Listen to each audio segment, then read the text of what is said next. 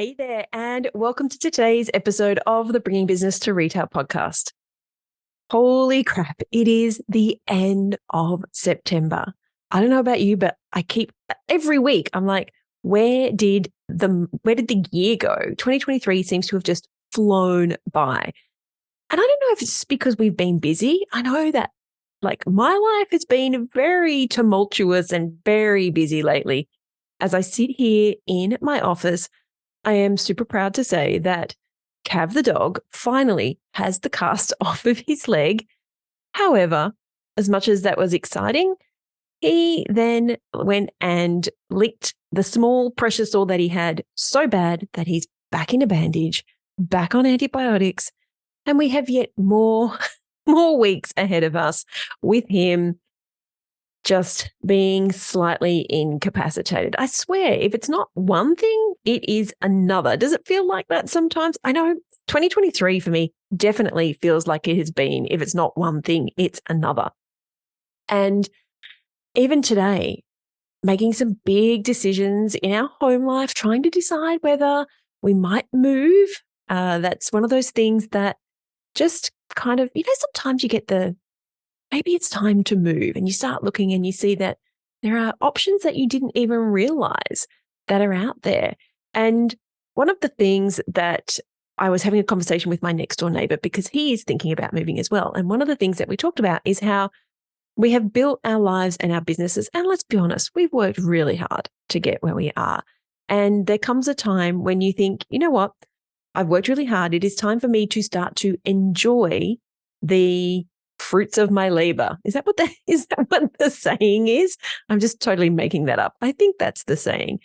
But essentially, start really enjoying the things that you've worked hard for.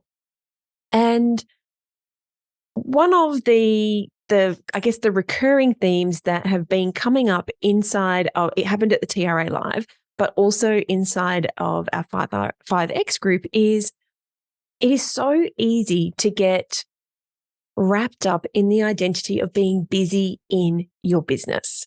And to the point where sometimes you don't actually know what to do if you're not working. And I know that this conversation has come up with our strategy coaches and a few of you guys, where I've heard them asking you, if you didn't work all day, what would you do? And quite a few people couldn't answer the question. So that is a question that, just while you're sitting here, while you're walking the dog, while you're at the gym, while you are on your drive to work, wherever you are listening to this podcast, I would love it if you could maybe pop me a DM or comment on this post on social media and let me know, what do you want? What would you do if you were not working in your business? If you were not on the commute to work, if you were not walking the dog right now before work or after work, what would you do? Now, the scary part of it being the end of September means that Christmas is not very far away. But before we even get to Christmas, we have Black Friday, Cyber Monday. And make no mistake, if you are not even contemplating running some kind of promotion over Black Friday, Cyber Monday, I really want you to rethink that, because it is the biggest spending weekend of the entire year everywhere in the world. And if you are not leveraging Black Friday, Cyber Monday, then I can almost guarantee that your competitors are. Now, there are a few fun facts that come out of today's episode, and I actually dug today's episode out of the archives because I was going to go and jump in and talk about getting ready for Black Friday, Cyber Monday, and how we can use that to build a runway for the promotions that we run over the Christmas and New Year period. And then I was like, you know what? We did a fantastic episode in conjunction with the NORA network last year. And I went back and listened to it, and everything is still very much applicable. And so what I want you to take away from today's episode as you jump in is, we are 2 months out for Black Friday, Cyber Monday, and it takes time to build out a great promotional campaign. Now, I have a program called How to Create a Crazy Successful Sales Campaign in a Weekend, and I 100% believe you can build an amazing sales campaign in a weekend, with a caveat, which is you have to know what you're promoting. And if you are thinking that you will go into Black Friday, Cyber Monday with a blanket 30% off store wide, I want you to rethink that, because that is not going to be the best promotion. I'm pretty sure that that's not going to be the best promotion for you. It's not going to get you the best return. That is pure profit going out the door. And what is important is that between now and I'm going to say like the next 4 weeks, you have this opportunity to go and talk to your suppliers, to build out exclusive deals. Look at what has worked in the past. Look at the kind of promotions and the campaigns that your customers relate to, and build out your Black Friday, Cyber Monday campaigns based on data, not just based on a whim or a lazy-assed blanket discount across the board. That is not going to cut it. So if you need some help creating a highly profitable campaign, and if you've listened to the last few episodes of the podcast, you would have heard a couple of weeks ago, we had Dion talking about her $30,000 campaign, Cynthia talking about her $17,000 in 5 hours, and Ashley's $60,000 campaign. They all used my ultimate promo run sheet, which is inside of how to create a crazy successful sales campaign in just a weekend. If that sounds like something that could help you going into Black Friday, Cyber Monday, then head over to selinaknight.com/BF, B for Black, F for Friday, also B for Best, F for Friends. I didn't realize, but this could be your BF for marketing coming into the Black Friday, Cyber Monday season. All right, selinaknight.com/BF for Black Friday, also for Best Friend. But today's episode is a repeat. And in it, we are going to talk all about how to build your campaigns and how to build it up for Black Friday, Cyber Monday when it comes to paid ads, and using that information to then build highly profitable campaigns in the lead up to the Christmas and New Year period. And that, my friends, is so important because ad costs are going up. And if you're not using paid ads, it is probably time for you to start thinking about that, because it's pay to play these days. You can post all you want on social media, but if you are not running ads in some way, shape, or form, whether it is Google, Meta, Instagram, Facebook, Pinterest, if you're not running ads where your customers are at, TikTok, all the places, then you're not going to be in their feed. You're not going to be in their eyeballs front of mind. So I don't want you to waste money, and neither do Sam and Ming, who are on this podcast as well. So let's jump into a replay of how to leverage paid ads in the lead up to Black Friday, Cyber Monday, so that you can create highly profitable campaigns during the Christmas period. And if you want to get your hands on my How to Create a Crazy Successful Sales Campaign in a Weekend, plus the ultimate promo run sheet and a bunch of other bonuses, head over to selinaknight.com/BF. Alrighty, let's jump into today's episode. Hey there, and welcome to the Bringing Business to Retail podcast. If you're looking to get more sales, more customers, master your marketing, and ultimately take control of your retail or e-commerce business, then you're in the right place. I'm Selena Knight, a retail growth strategist and multi-award-winning store owner whose superpower is uncovering exactly what your business requires to move to the next level. I'll provide you with the strategies, the tools, and the insight you need to scale your store. All you need to do is take action. Ready to get started?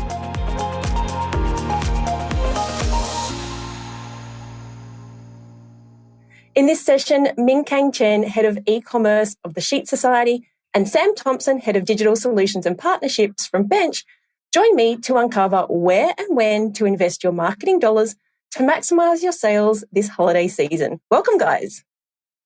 Hey, thank you, Selena. Ming Kang, I have to ask you, you guys sell sheets, and I'm guessing that sheets probably aren't at the top of most people's Christmas list. So I have to ask you, why the heck would you spend a lot of time and a lot of money marketing something that isn't really a traditional Christmas gift? Look, that's a very good question, Selena. It's a question I had when I started working at Sheet Society as well. But I think it's really interesting is that at this sort of time of the year, people have their wallets open. They're in the mood to buy, and they're in the mode to look for great deals, particularly around Black Friday.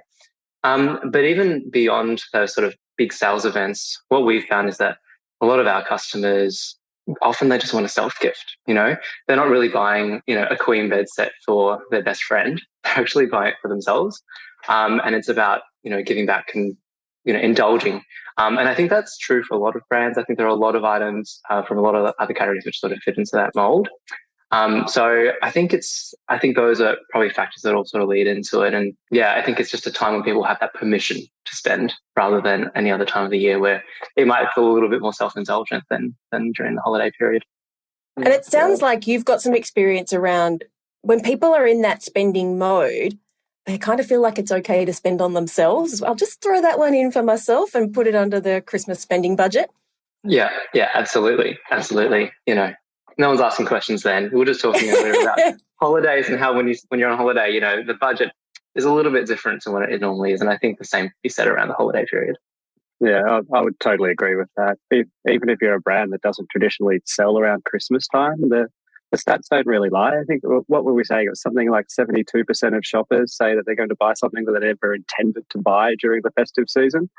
To me, that shows that as consumers, we're all in that pretty frivolous kind of mindset, and we're willing to put our hands in our pockets. So retailers of all kinds are obviously the category that benefits most, but because people are also booking holidays, changing jobs, looking to get healthier, switching banks, all of these verticals can see a gain as well.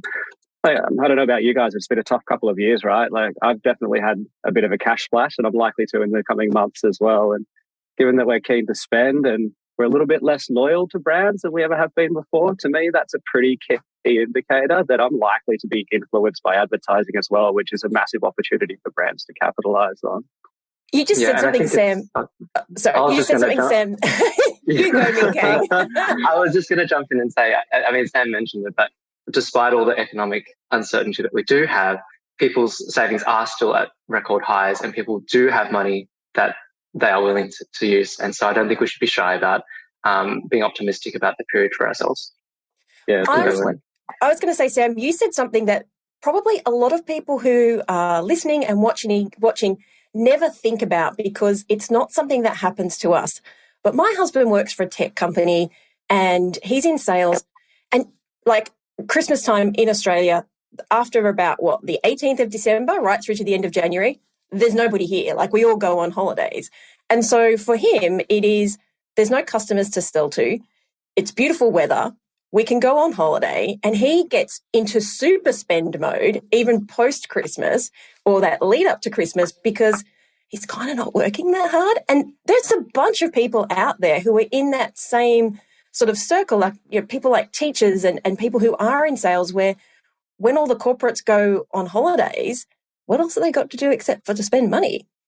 Yeah, it's twofold, right? It's what else have you got to do other than spend money? But it's also how much time do we have to consume media over that period of time as well? That's the thing where I sort of look at, you've kind of got these two really great opportunities. You've got this opportunity for a brand to generate a bunch more sales and leads in a short period before the end of the year. And then on the second side of things, you can really take the opportunity to test and learn and collect data and maximize your return on investment and inform future strategies and such.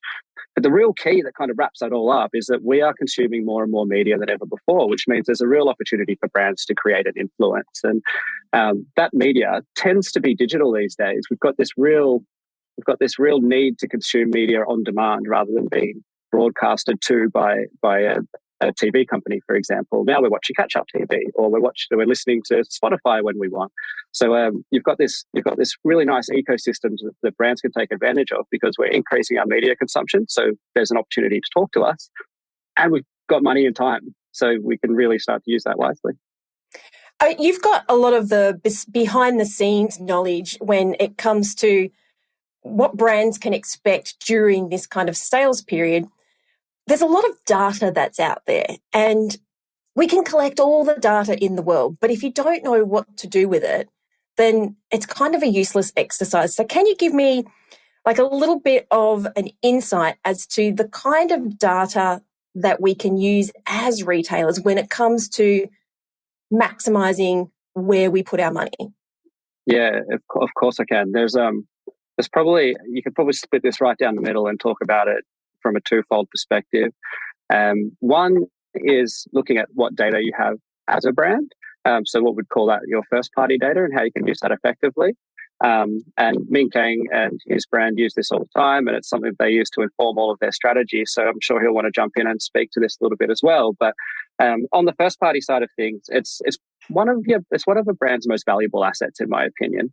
You've got all of this information about how consumers are spending time on your website. You've got a lot of your consumers' email addresses, and you can use that to run some pretty effective sort of retargeting strategies from people that have shown intent to purchase by surfing your site, or re-engagement strategies for customers that might have lapsed, or cross-sell strategies for someone that might have just bought a product and could be upsold another product.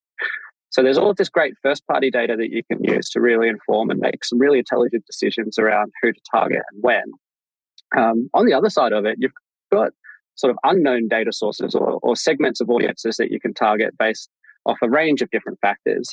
Some of the ones that we use mostly are the likes of Amazon data, so we can understand people's purchase behavior or intent on the Amazon platform, and we can use that to inform strategies. You've got social media data, which is really high on interest type data sets. You've got Google, which is also very strong on interest. So you've got all of these data sets that you can use to inform strategies and just be a little bit smarter and tighter in the way that you use those audiences so that you can be as effective as possible in your media strategies. Ming Kang, how do you guys do it at the Sheet Society? I mean, Sam just gave us, 7 different places that you can potentially be pulling data from. And I think it's very easy to silo that data, but it's also very easy to lump it all together and kind of expect that everything is going to be the same across all platforms. What do you guys, what sort of data do you guys use to make sure that you're maximizing that ad spend? Yeah, and I think I will probably speak to that first party data most. I think it's very easy to be overwhelmed by the amount of information available and the amount of data that is available. And, if you, were just to follow, or if you were to follow everything, you'd have no strategy. You just say, like, oh, great, everything's an opportunity. I think for us, one of the most important parts, we've got, obviously we can analyze our customer purchase behavior, how frequently they purchase, what things they buy into, when they buy into them. Obviously, there are things we can look at from a macro level. That's a classic big data type sort of analysis. And obviously there was a bit of a flip back and forth in recent years about big data versus small data. But the small data piece, when we talk about that, there's nothing wrong with actually interviewing and speaking and quizzing your own customers, surveying them, having focus groups and actually talking to them, talking to people in the retail team, talking to people in customer service, actually getting on the ground information. And I think it's really important to have a really strong model for what your customer, who they are, what their motivators are. And with that, you generate those hypotheses. You're like, I think customers during November are self-gifting. And then from there, go to your big data sources and try and find the insight that supports that. And if it isn't supported, then maybe that was just a poor sample size. But if it is supported, then you can see the opportunity available there, and you can work with your media partners to maximize that opportunity. So I think it's a bit of an art there. You can generate the right hypotheses, and then it's about rolling that out at scale. Okay, you just mentioned November. Now, November is big. We're talking Black Friday, Cyber Monday. If you sell to the US, we're talking about Thanksgiving, huge opportunities for people to make money. So let's come backwards to where we are now, August. We're in the runway. So we have to, as retailers, when it comes to our marketing, there are some people who are going to have this planned out to the nth degree, but there are others who maybe just kind of have it in the back of their mind that we'll have to start advertising soon, Black Friday's coming up, all those things. I would love to know how you guys at the Sheet Society in Ming Kang gear up for this runway. What are you doing to maximize, because you guys do Black Friday, Cyber Monday, right? Okay. Yes, we do. We'll talk about that in a moment. But what are you guys doing to gear up to make sure that when that time hits, when we're talking 4 days, during that brief period of time, you are maximizing the money that you're putting out and not kind of using it for a whole bunch of testing? Because I don't know, maybe Sam could talk about that. Is that a great time to be doing testing? But let's start with you, Ming Kang. And Sam, remember that question. Yeah, and absolutely. I mean, the runway, really the planning has obviously already started and should have started, and we're really starting to implement those campaigns now in terms of rolling those out. You mentioned testing. This is something that you should be doing all the time, regardless, but certainly at a high risk period. Whenever for us, probably less so, but still, it's a very big sales period. There will be some other companies and retailers out there where Black Friday, that whole November period, represents a very significant portion of your revenue for the year. So it's very important that you have the best ads going out at that time. So absolutely, in terms of what we do, we know that our purchase cycle is quite relatively long compared to perhaps a more impulse sort of brand where you might just have one main product and you just sort of buy it on a whim. Our product's more considered. People want to come back multiple times to the website, view the product, etc., and get to know the brand a bit more, particularly, in part due to price point as well.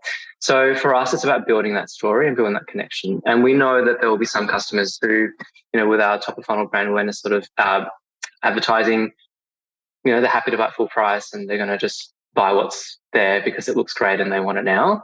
But there will be a lot of people, as we all know, that will hold off until the sales period. So in our runway period, it's about understanding, trying to find the right audiences, having our remarketing pool. Obviously, that's great from a platform's point of view, but there's also that first party data that we want to collect as well. So are there campaigns that have been run to collect their email, specifically their email addresses, so we can remarket to them in the future? Obviously, that can be used for media too, creating lookalike audiences, etc. But that's really the importance for us, is trying to, really just build up that audience pool for us to remarket towards down the track. Cool. Sam, I have to ask you, is this the time we should be testing offers? And I've got a second part to that question. Is that really brief window of, say, the 4-ish days around Black Friday, Cyber Monday, is that the time to be testing out different offers? Yeah, okay. I'll start with the testing side of things. In my opinion, it's absolutely the time to be testing. So there's kind of a couple of key reasons to really take advantage of that runway period. I might take a little step back first, actually, and just talk about costs of media first and then go into the testing side of things. But there's two key reasons, in my opinion, that you really want to take advantage of this runway period and get things organised and planned nice and early. So the first is around the cost side of things.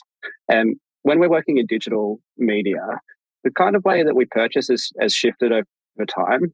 We don't just go to a publisher anymore, say the Sydney Morning Herald, and we go, hey guys, here's 50 grand. We want to buy X amount of ad space on your website.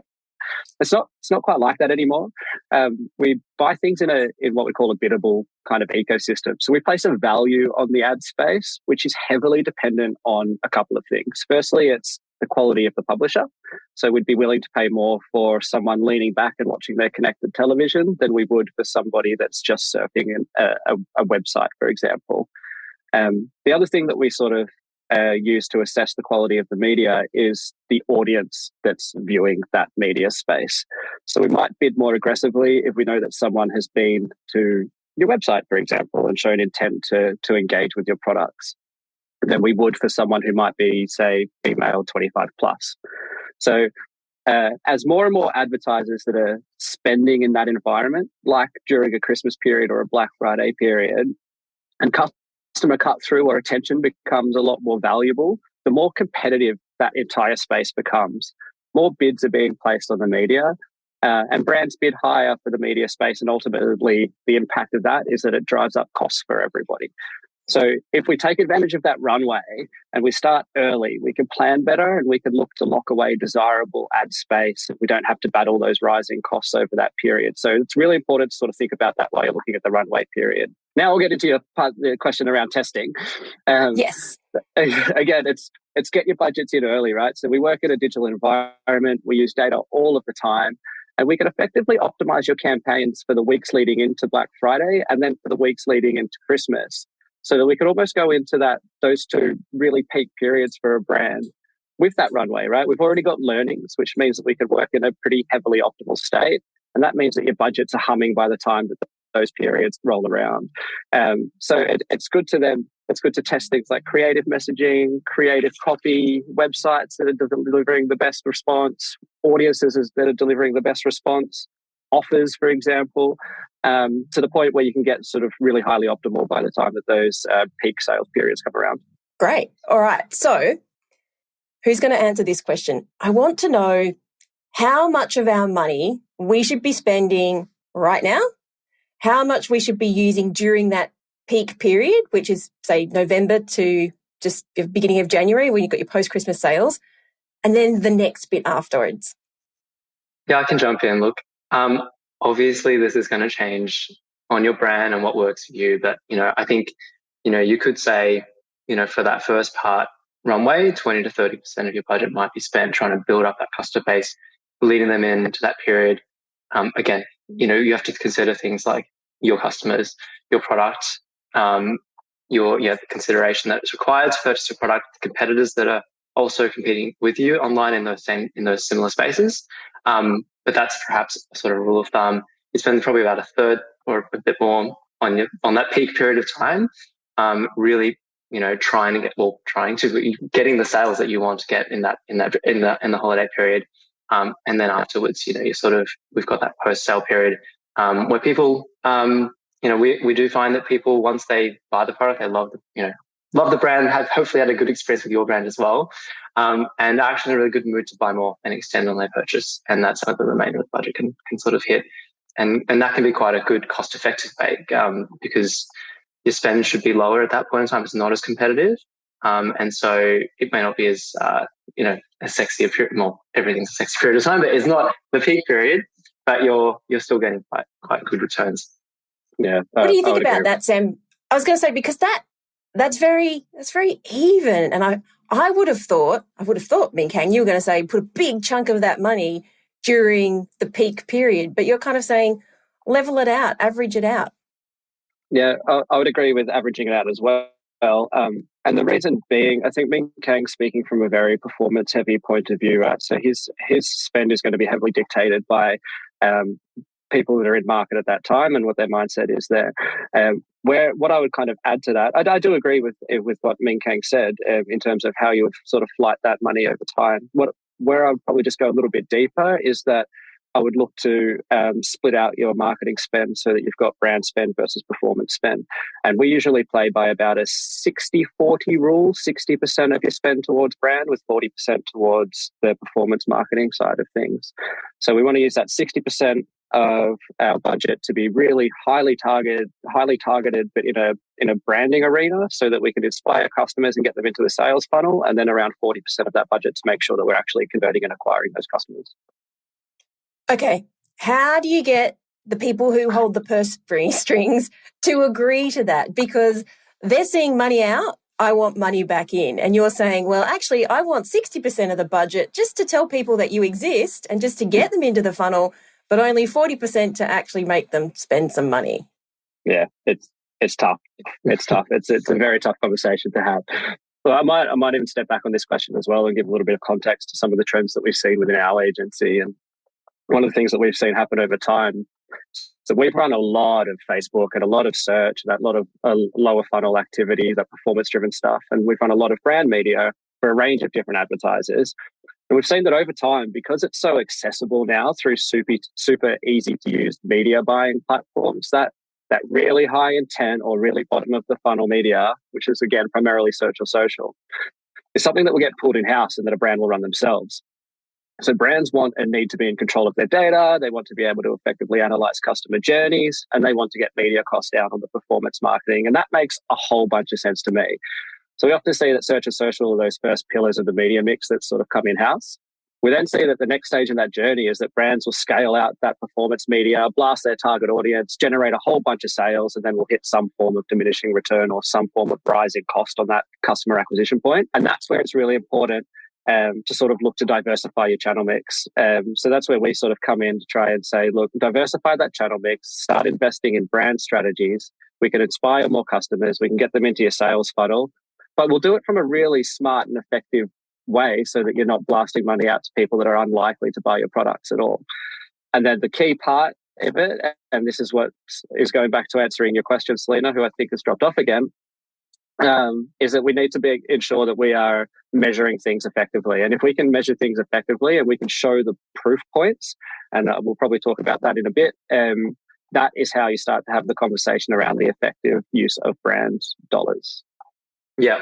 And I think, Sam, that story is sort of telling, I think, is definitely indicative of a lot of brands. I mean, I think it is just a journey. I think that it takes, particularly, and I'm not sure of the audience here and the sort of the size of the businesses that each of us run and work within, but absolutely, when you think about particularly new companies or new startups that sort of enter the market, obviously your Facebook and your Googles are going to be the places where you go to get your first sales and the first million and the first 10 million of the business. But at a point, you're right, it absolutely, there are diminishing returns, and it is something where you need to take particularly people who are not from a marketing background on a journey to explain why not every piece of media can have a direct return on investment that you can say money in, money out. Of course, as marketers, we need to hold ourselves to a point where we can demonstrate a return on the overall budgets that we spend. And I think that's where you work with your media partners. And Bench has some great studies that they've done in terms of how when you broaden your channel mix, for example, you can improve the efficiencies across all channels, including the performance channels like search and social. And I think there's even a point to be made that this is classic marketing sort of consumer behavior. But the better the awareness, the better you answer the consideration set. So when you think about brand terms as well, your brand campaign should improve if you're above the line and top of funnel advertising is well honed and is a well spread out. Well planned, basically. So, 100% agree. Yeah, it does take time and energy to get there as well, though. Like, just to go back to the search and social side of things, I do understand for brands why it is hard to take the leap into brand and why we do continue to use those channels. And I guess the overarching reason is just that it's super easy to measure digitally. I think you said it before, Ming Kang. It's money in, money out. You can pop cash into those channels. You can easily see the impact and away you go. It's super easy to report on. And then you can pass that information to your board. It looks great and you can pitch for more marketing investment. So I do see how it's really easy to stay within that ecosystem. But it is very important that if you're a brand that wants to either look to generate more sales and grow, that you're going to have to do something differently. And that's where we need to make sure that we're strategizing around brand media in a smart way and then measuring the impact. Yeah, and I was just going to add, it might be difficult as well. Obviously, it is challenging from a measurement perspective because there are tools out there that can help sort of clarify the return on investment for channels that aren't quite directly attributable. And at Bench, you've got some tools there available that sort of sit above your platforms, and obviously that's great. I think in lieu of that, not every brand can get to that position right now. I think it's worth having the conversation with your management team around how you can look at your spend at an overall level and how that that goes to your revenue at an overall level as well, and not get too caught up on specific campaigns or specific parts of your funnel that you're building out. And if you can bring them on that journey, I think that's step one. I think we're sort of in that journey as well, about trying to get people, get our management thinking in a broader sense, so that they can be more receptive in the future to other opportunities. Yeah. Ming Kang, I've got a question for you. Is you guys have a premium brand, and most people associate Black Friday with discounts, discounting brands, your catches, like getting rid of old stock. What made Sheet Society decide that Black Friday was going to be a useful tool in this lead up to the Christmas rush? Look, I think that, this is the same at Bellray as well, where I worked previously. I think there can be an aversion to it, and I think to any sales of any kind, developing a brand. But I think it's a recognition that there are going to be people that will not purchase, unless they have a discount, and that is the trigger for them.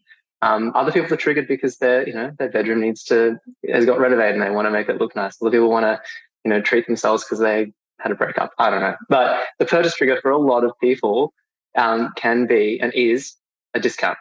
And we're not going down. We're not going to go down to a 50% discount on our product. That's just not what we are. And we have very strict limits about how far we will ever discount a product, and how limited that period might be in any given year. So I think it's about playing with those levers and making sure that's the case, that we're consistent in that regard. But I think that's that recognition from to be realistic. You're a brand, you have values, but you need to also operate within the retail world and also within the industry. So we're embedding. I think we all know how betting can be discounted. And so there are also those realities as well. And do you find that this is a great opportunity for you to get customers that wouldn't normally have purchased? Yeah, 100%. 100%. And I think it's also interesting to also think of this period as you're above the line offer.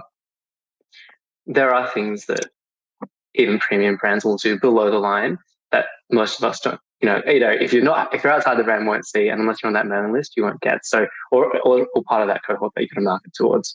So, there are ways that you can run discounts as well, which don't damage the brand, and that can also leverage the large audiences that you might build throughout this period.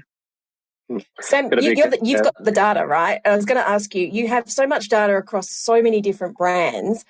What do you see works during this time? Like, is it purely discount focused? And do you think this is the time to leverage those untapped customers who maybe haven't bought yet? Yeah. So on the discount side of things, you do have to be really careful around this time of year. You don't want to go too crazy with discounts to get yourself into a death loop where customers expect a discount from your brand. That's something that's super important to keep in mind. And the other thing there that you want to keep in mind is you don't want to devalue your products. And if you've got quite a premium product, you do not want to go so low that you get to the point of potentially devaluing it. So you do need to be careful with discounts. A funny little tidbit in our industry when you're using the technology and data side of things actually is if you go to a website for a number of different fashion brands, I won't name names, get yourself retargeted, don't purchase, continue to get yourself retargeted. Eventually you'll get an offer from them. So there's a nice little tip in there for people that want to look to get some discounts through the market. Just don't buy anything at first and then wait till you get your offer. So that's the first part around discounts. Around time to leverage discounts, I do think it is time to leverage because customers are in that mindset around Black Friday specifically that they will get a discount. For the Christmas period specifically, I would probably look to steer clear of it and then jump back into discount season for Boxing Day. So do you think that the question is for both of you, do you think that time between Black Friday, Cyber Monday, well, there's not really any time, is it, and Christmas shopping, is the time when you put out more value-driven offers rather than discount-focused offers? Yeah, definitely, in my opinion. I would go down the path of value-driven offers, and then looking to see what's resonating with your customers in that period between Black Friday, Cyber Monday, and Christmas, so that you can continue to collect data and use that to optimize ready for that really heavy Christmas period. Now, I'm going to just I'm going to dissent. I'm going to say that for our brand, I think for brands that we've worked on previously, it depends. I think it depends. And so I think for us, I think there is that Black Friday that is like the peak. I would almost say it's the peak sale of the year in a way. And then we've got that runway into Christmas where I think for our customers, the gifting part is actually, or that finalizing your purchase for Christmas is actually the main motivator for us. For the other brands that, there are some brands where that will be the same case. And I think that there's an expectation that there will be a sale on Boxing Day, which we have participated in for a number of years. So it's not a secret that we probably would do that this year.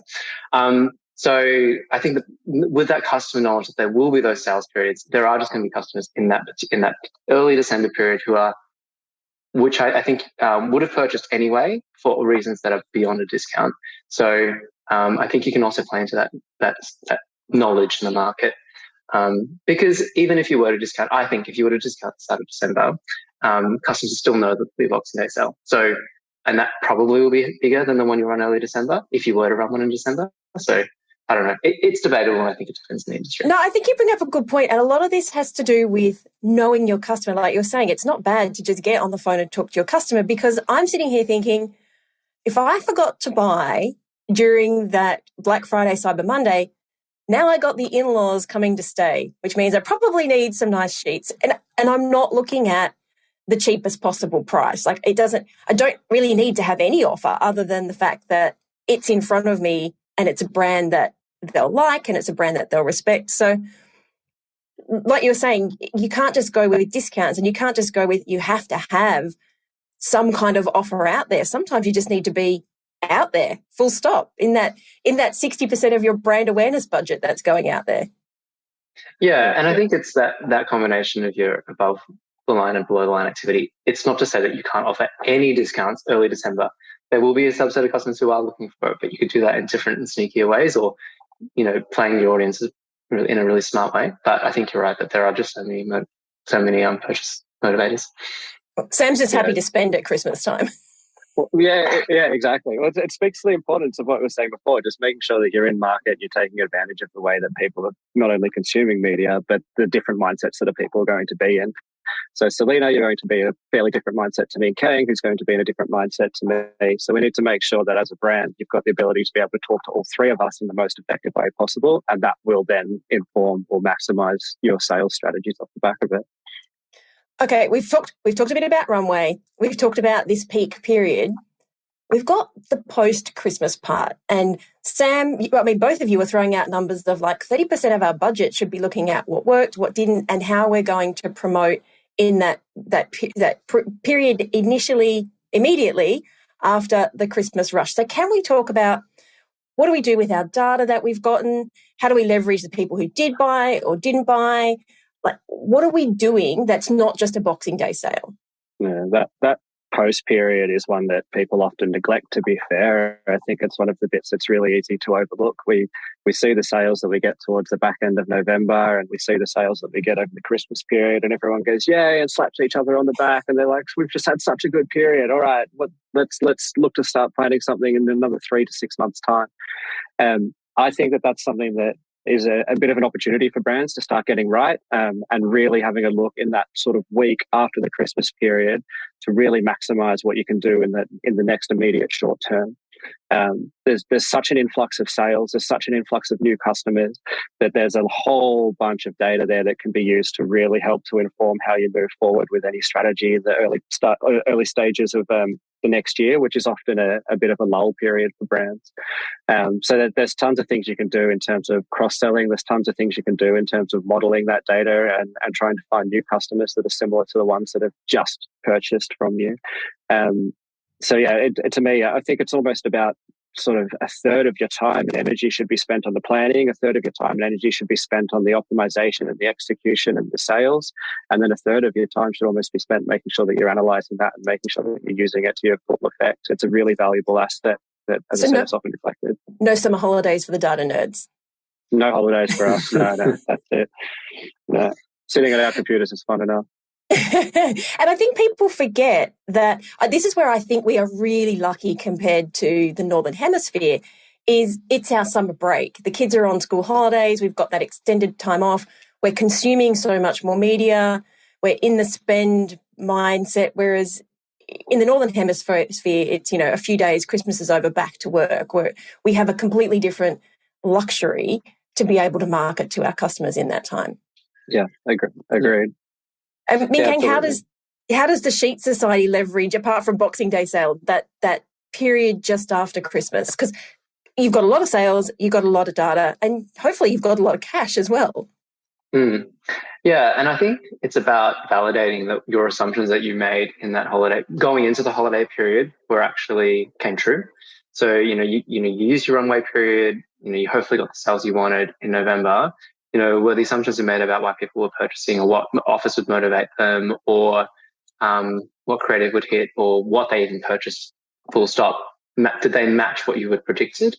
And I think I think that can help you learn for the next period of time. Are we going to change the offer? Because that we were planning to run in that post period, and just getting that information. For growing brands, you might have acquired a broader audience, one that might have been different to your, first cohort audiences. How do they purchase? What's the differences in their behavior? So I think there's a lot that can be gained from that analysis that can inform the next part of the campaign, and that's what we would do. And then I think it's about really understanding, well, why are we talking to that customer now? So they've just bought about a month ago. They just spent a few $100 on some betting. So why, the question might be, well, yeah, great, it's a discounted offer, but like I betting. So what's in it for me? I think is the question that you want to put in your head for the customer. And so, is it to zhuzh up your existing set? Is it just it's gotten even hotter? So do you need an even lighter type of betting, or whatever the motivator is that giving too much away? What could be the things that could spark that extra purchase? It may not necessarily, average order value may be different at that time as well.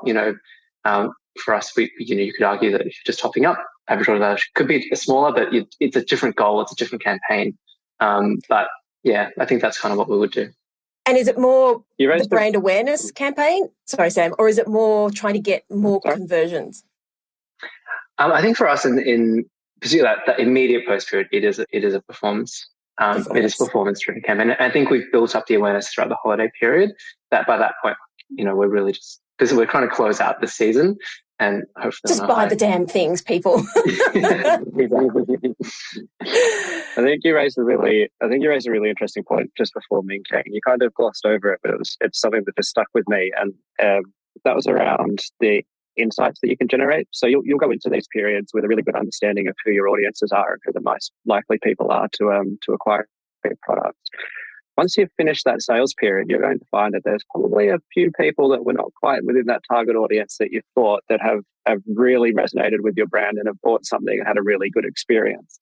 That's a really nice asset that you can then use to try and inform future targeting strategies. It might be a little bit outside of the norm of what you've always done. And these are the sorts of things that I think are super important for testing and learning in that period post-Christmas, to then start looking to acquire more and more customers and maximize more return based off the insights that you can generate while those peak sales periods are driving heavy amounts of information and sales. And it is, circling right back to what you said at the beginning, Sam, it really is this time when you have this peak window of people consuming digital and data way more than any other time, because come February, we're back to work. We're scrolling here, there and everywhere. But in this period of time, we're actively consuming all of this content and we're taking it in. Yeah. I don't want to harp on COVID at all too much, but that was a real driving factor for how we've sort of shifted our media consumption behaviors. When we were indoors, we were desk scrolling through our phones. We were spending so much time on the internet. We were watching way more catch up or connected TV than we ever had before, and we've kind of continued to do it. So yeah, you're right. There's this real opportunity now because people are watching things on demand. We've got more and more people doing things digitally. That then equals a whole bunch of data touch points that we can use to inform media strategies. That should then equal a lot of creative and A/B testing, which will then equal incremental sales for your business. So you've got this really cool timeline, and it all starts with the way that we're consuming media. Okay, we only have a few more minutes, but I want to get into a question for my person, because if I'm thinking this question, I'm sure other people are thinking these questions. I would love your tips to scale campaigns. Scaling campaigns for me, it's kind of it's going to be on the same sort of theme as what we've been talking about. The scaling campaign starts with introducing and diversifying your channel mix. I totally understand, and I totally get the need to run search and social and drive as much performance-driven marketing and sales as you possibly can. But as we've kind of pointed out throughout this session, you will hit a point of diminishing returns. And that's the trigger point for me to start scaling your marketing strategies. So to start scaling, previously what brands would have to do, and it was really, really tough, was you would have to run a TV campaign with all the different broadcasters in the market that all have gigantic minimum spends, and you'd sort of get lost and you'd be like, I can't do this. This is way too hard. Digital has broken down those barriers. So you can now run branding media at much lower cost. You can overlay data to make it as targeted as possible. And then you can start to scale out and introduce new customers into your sales funnel. So that for me is the key for scaling. It's around diversification of channel mix, but it does come with the point of making sure that you're measuring the impact effectively. Because otherwise, again, you're just throwing money at a wall and hoping that it sticks. I can see that we've got a question from Fiona around What are some of the measures that you would use to determine the effectiveness of brand campaigns? It's probably a good time to answer that right now. Yeah, because I was going to say one of the things that you also just alluded to is not just diversifying channels, but also diversifying audiences. Yeah, definitely. Diversifying channels, diversifying audiences, diversifying your creative mix where you can. Those three things become quite expensive. So making sure that there is an impact and using it effectively is probably the most important part, in my opinion. So as we start to talk about how you would measure the effectiveness of brand campaigns, it's really difficult to do. We've been playing around at the moment with a whole bunch of different studies, and those main studies are kind of twofold. The first is studies that sort of look to do control exposed tests around your brand media so that you can serve your brand media out to a bunch of different audiences, and then you can ask them questions after the fact. You can do a bit of a survey, and those surveys are aimed at pulling out different metrics to show that there's been things like brand awareness lifts, product consideration lifts, creative recall lifts, all of those sorts of things. And that's one way to really look at the effect of your branding activity. But it doesn't say anything about what that's doing in terms of driving a sale. So we need to take it a Are little they even bit interested? further. Yeah, exactly. We can all watch a cat video. Doesn't mean we're buying a cat. Yeah, totally. It'll give you a nice insight for sure, but does it have an impact on your bottom line as a brand? Who knows? So that's why we need to go a little bit deeper. So some of the stuff that we've been doing lately is running brand campaigns and then using different pieces of tagging so that we can assess if we're generating any kind of uplift on what brands are doing in-house around search and social. And we've seen that we can drive increased conversion rates by up to about 3,000%, which is really, really, really significant. Yeah. So those, just to quickly unpack that a little bit, those two paths of conversion would be, as a consumer, searching online for the Sheet Society and then buying a product would be one path. The other path would be being served a brand ad, then searching online for Sheet Society and then buying their product. And it's that second path where we've been able to see really incremental value and a huge amount of uplift. And to answer Fiona's questions, those would be the sort of two things I would look at to assess the impact of brand. It's difficult to do, but we're starting to get to a point as an industry where it's getting more effective. Sure. Yeah, Ming Kang. and I was going to defer to Sam first. I think what Sam brings, I think, is an experience with a lot of brands and the best way, I think, to do it. And I think we're at a maturity and a level where you've got, I'm not going to say a huge budget, but you need some budget to get to that point. I think if you want to be more tactical, and probably this is where the space we're playing in recent years is, when scaling your campaigns, yes, you're finding it's new audiences. And so that recognition that it's an audience that is different to your current audience. So you need to be willing to test, you need to see what creative will stick, you need to see what that next stage for you, what that looks like. And absolutely there are, I think where you can, absolutely, I agree, in terms of diversifying channel mix is really important.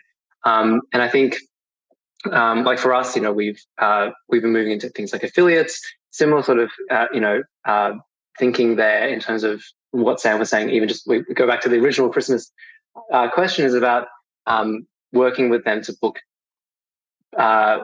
slots early and making sure you're working on their timelines too. You might be working with marketplaces, similar sort of principles about knowing the platform really well and trying to scale into those in the way that they operate. Okay, I was going to wrap us up, but I feel like Sam's question is actually the wrap-up question. So Sam's question is, as you know, competition gets tougher at Christmas, especially for e-commerce. What ideas can you share to somehow anticipate this or prepare for it? I think this is a lot of the runway stuff that we were talking about and the key reasons to start earlier. Yeah, so there are ways to prepare for it. You're very right in what you said, Selena, that the runway is the key differentiator for brands that are doing things well versus brands that have an opportunity to do things better. So making sure that you're leveraging that runway period so that you're as optimized as possible going into those peak periods where competition is higher and you're locking away desired valuable media space so that you don't have to deal with rising costs is something that you have to definitely plan for. It's an interesting point talking about competition around Christmas as well, because there's some kind of cool little tactics that you can use to do a lot of competitor conquesting.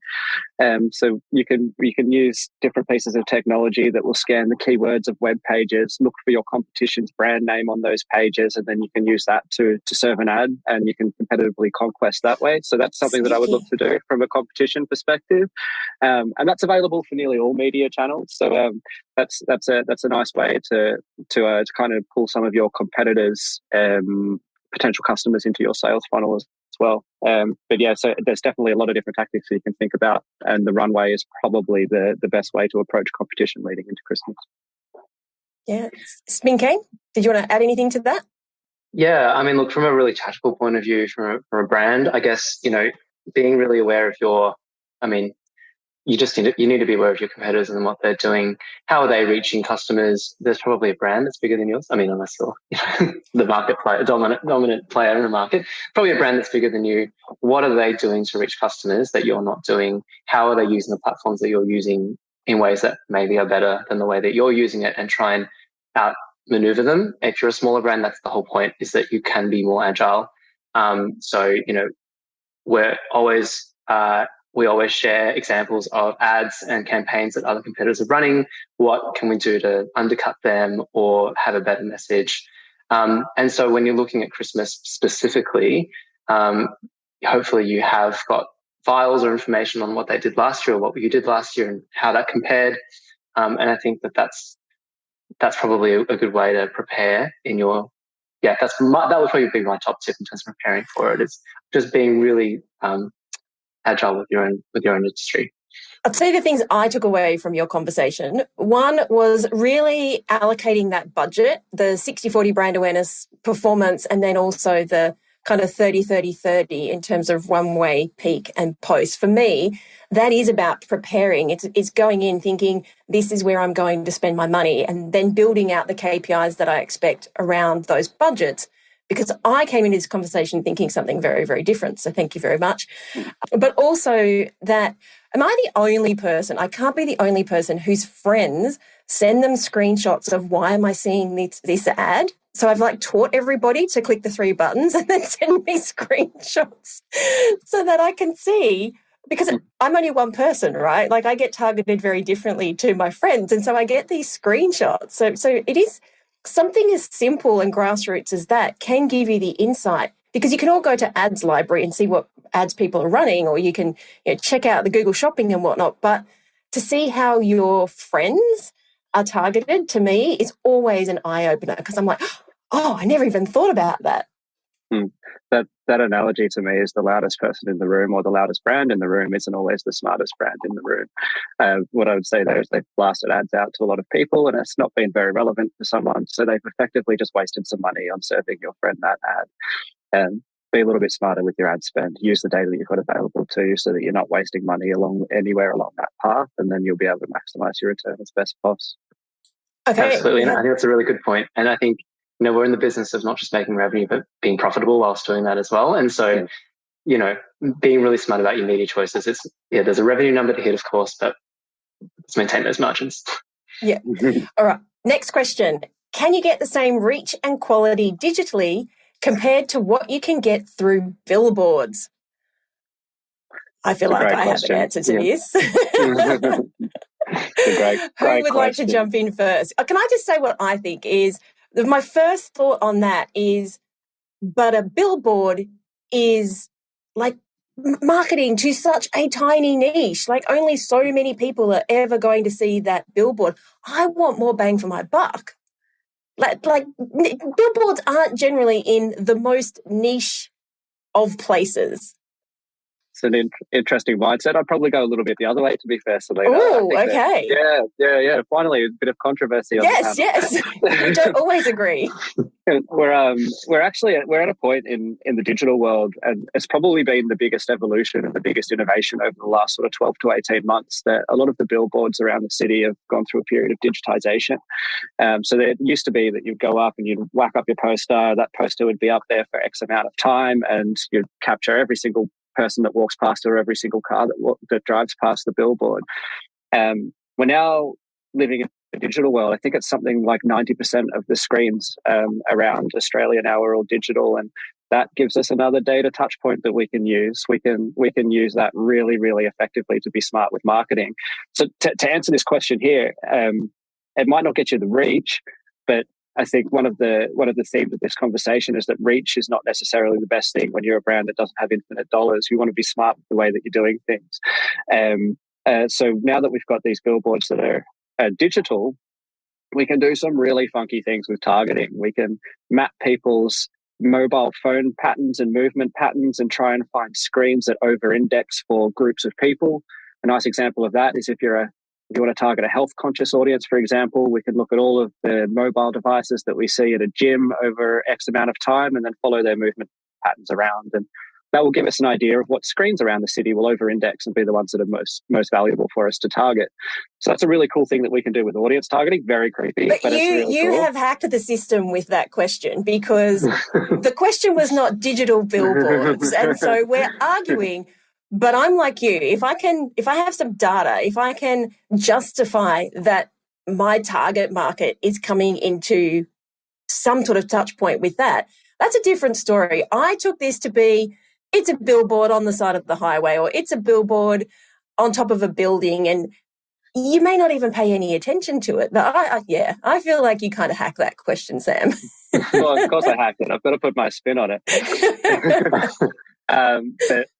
But again, okay, if we go back to that point, I'm going to have to disagree with you, Selena. I think that they have some of the most high-reaching placements that you can have in the market, and they're some of the most impactful ones. It's just hard to measure success off the back of it because it purely is a reach play in a lot of cases, unless you're doing things digitally. That's going to be part of your 60% brand awareness campaign. 100% it is, yes.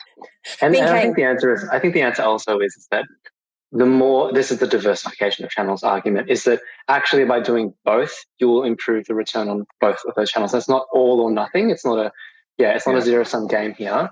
The more times your customer sees your brand in multiple places, multiple placements on Facebook is not the same as multiple, like on Facebook and on a billboard outside outside on the freeway.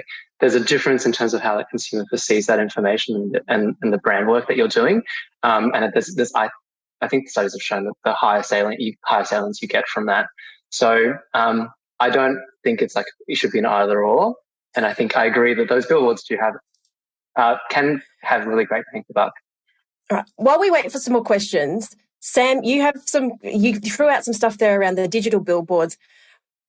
I have no experience with these in terms of measuring effectiveness and cost. In this digital society now, is it much more affordable? Because one of the things we've talked about over and over again is the little to no barrier to entry for things like search and social. Is there a decent barrier to entry to something like a digital billboard with all that data where I can choose, we're overlaying the health conscious, like all these sorts of things? Is there a low barrier to entry to that, or is it still something that your bigger brands are looking at being able to leverage? No, extremely low barrier to entry now. I think that's one of the main pieces of value that come out of the fact that it's gone through that period of digitization over the last 12 to 18 months. Again, similar to what I was kind of saying about TV buying earlier, it used to be that if you wanted to run a nice scale campaign, it would literally cost you millions of dollars. It was very similar with the out-of-home industry. And that's why you would only see the Coca-Colas and the BMWs and all of the major brands out in market in those spaces. Now it's completely changed. Now there's literally no minimum spend. You can do a scale campaign across all publishers or all media owners where possible, or you could be really super contextually relevant and just serve your ads in gyms or doctor surgeries if that's something that you needed to do. So that barrier to entry has been completely minimized. One of the things that we're sort of looking at now and where I think the industry is going to evolve is how do you measure the impact? Some of the things that we're doing is looking at again, if we're seeing any sort of click-through rate uplift or if we're seeing any conversion uplift on a brand site pre-running digital out-of-home, currently running digital out-of-home, and then post, and we're starting to see some cool correlations there. But then there's also what I was kind of saying before about the movement patterns. There's this really nice correlation between mobile and out-of-home.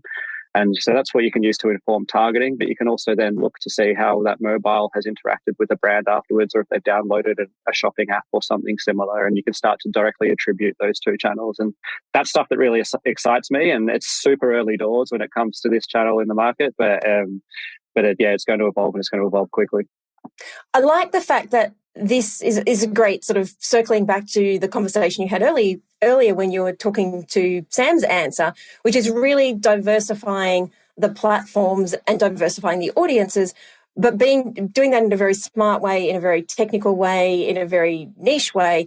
And this is probably a platform that, unless you're one of the bigger brands, that your competitors aren't even thinking about using. So this is, you don't have to be on TikTok. Is there somewhere else where you have the data to back you up to say this is a place our people go, so that you can be using those different channels and you can be testing in this lead up to the Christmas period? Yeah, exactly. I think one of the things that can kind of scare people off is that it can come across as being quite complex. And that's one of the barriers that I want to try and break down, is that while there is some challenges to it, and while there is some complexity, there's some really easy ways to get started, and there's some really low barrier to entry ways to get started to then start testing and learning and see what works for your brand. That's probably my main message, and what I would encourage people to do off the back of this. Yeah, and to be fair, I would have thought it was quite expensive, because you've got the whole billboard conversation, or the old TV media conversation in the back of your head, and the hundreds of thousands, millions of dollars, that if you aren't in the know, and that's why people are listening to this webinar, is to get in the know, to be able to leverage those channels and leverage those different strategies that their competitors aren't using. This is like insider edge TV. Yeah, I think it's something that the industry could probably do a little bit better, is educating the rest of the market on what some of these opportunities are. And, once that word gets out, then I expect that everyone will be leveraging it in some way. Yeah. Ming Kang, no more questions just yet. So how would you like to wrap up this conversation? For the people who are listening, give me 3 things that you would suggest that people do to maximize their return on investment for their ad strategies in this lead up to Christmas and that little bit post-Christmas. Oh, you got me on the spot. Yeah, 3 things. So, look, if you're not planning now, you need to be planning right now and have and get your runway set up. I think runway is really important, and push, leading yourself into the holiday period, rather than just thinking November 1 is my launch date and that's when everything happens. Number 1. Number 2, I think, you just need to understand your customer, whether it's your first party data or your third party data. Have some really good models and hypotheses around what your customer wants from this period of time. And I think 3 is, not forgetting that post-sales period. It is a long sales period. There are a lot of opportunities for people to buy. There are a lot of motivators for people to buy. So leverage that and make the most of the whole time. Okay, last minute question for you, Sam. Are programmatic ads ideal for Christmas campaigns? And if they are, how do you structure them and how do you measure success? That's like a 3-part question. Oh, that's a very loaded question. That is a very loaded question to answer in just a couple of minutes. but it is a great question. I think Sam has picked up in that question that as I've been using the word digital, I've been subbing it in for programmatic pretty much. That's what we do day to day. So everything that I've been talking about today, Sam, is working in the programmatic industry. Yes, I certainly do think it's ideal, and pretty much for the reasons that we said before. It's an easy way to diversify your channel mix without a huge barrier to entry and huge investment. It's an easy way for you to be intelligent with data and be super targeted in the way that you're promoting your messages to different audiences. And it's a really impactful way to measure success. So that would be my structure: diversification, targeting, and measurement. Awesome. I think that is the perfect way to end this conversation. Thank you so much, guys. I have learnt lots, and I always feel like if I've come away learning lots, that the people who have watched this have probably, you've kicked it out of the park. So thank you so much. Ming Kang Chen from the Sheet Society and Sam Thompson from Bench.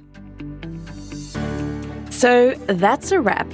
I'd love to hear what insight you've gotten from this episode and how you're going to put it into action. If you're a social kind of person, follow me at @TheSelena and make sure to leave a comment and let me know. And if this episode made you think a little bit differently or gave you some inspiration, or perhaps gave you the kick that you needed to take action, then please take a couple of minutes to leave me a review on your platform of choice. Because the more reviews the show gets, the more independent retail and e-commerce stores just like yours that we can help to scale. And when that happens, it's a win for you, a win for your community, and a win for your customers. I'll see you on the next episode.